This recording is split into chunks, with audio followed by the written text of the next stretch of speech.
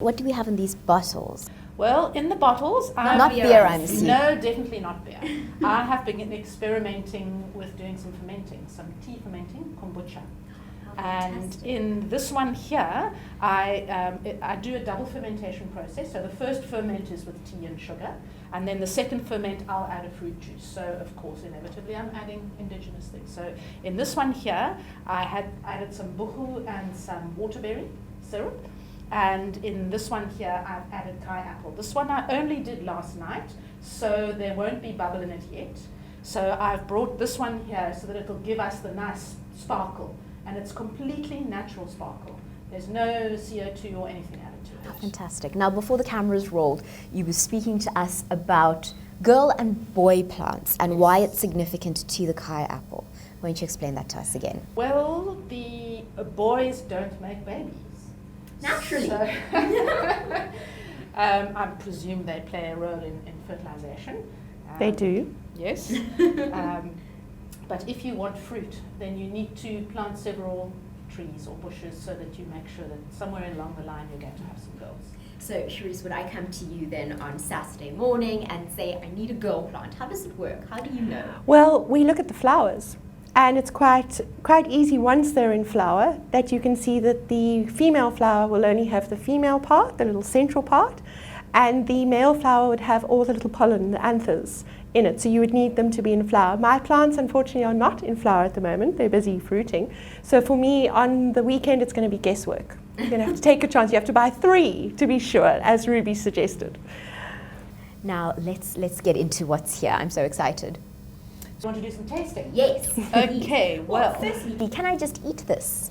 you can, but I wouldn't eat that particular one. I would pick one which is even more ripe than that one. So the one which is, let's say, in the corner over here. So you're looking for it to be Slightly quite better one. soft. So you actually want it to be fairly softish. The softer they are, the sweeter they are. When they're more green, then they're very tart. And that's, I think, part of the secret to them setting well, because pectin and sourness work well together. So if you want to take a bite into that, you're welcome to. You'll probably scrunch your face up. Will I? Well, let's see. Shall we try? Yes.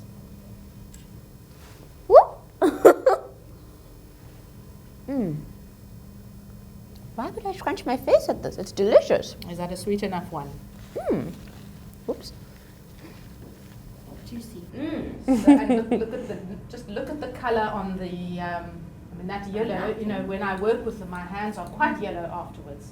And in fact, Roshana, who's going to be at Kirstenbosch with us this weekend, she actually just dyed some wool, and it came out the most gorgeous yellow colour. Yes, with pineapple.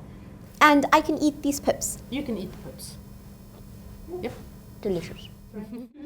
And now let's give you some cordial so that you get the kind of unadulterated flavour of the fruit before I then do another one for you where I add some kombucha. Making it fairly strong so that you can... I should be giving you some too, shouldn't I? My mouth is starting to water. So what am I drinking? You're drinking Thai apple cordial with some sparkling water added to it. Oh, that's nice. And of course you can add it to alcohol, you know, you can put alcohol in it and so forth as well, use it as a mixer for other things. And it's quite refreshing, there's a tartness to it. So as a summer drink, it's very nice. It's delicious.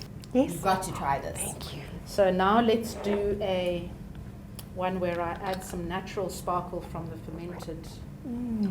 So that's going to be a little bit of a cocktail because it's got a bit of buhu and it's got waterberry in it as well. I think this is probably going to make a good sound. Yummy. Wow! Oh, fantastic!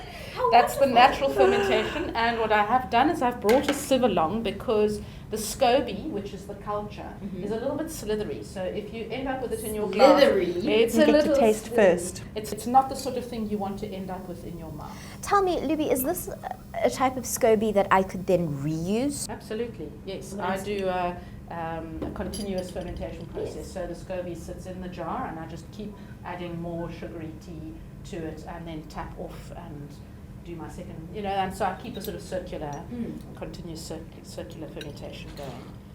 Like to taste that. Yes. That will be fairly strong. You could also try it neat if you wanted to. I would like to try it neat. Oh, that is strong.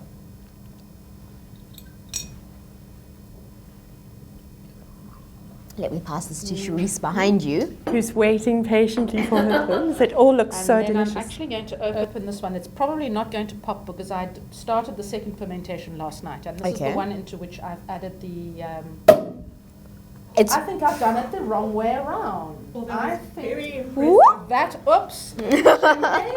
Yes, I think I've done it the wrong way around. So you've got a double dose of Thai see. apple, and this is the one which is the buchu.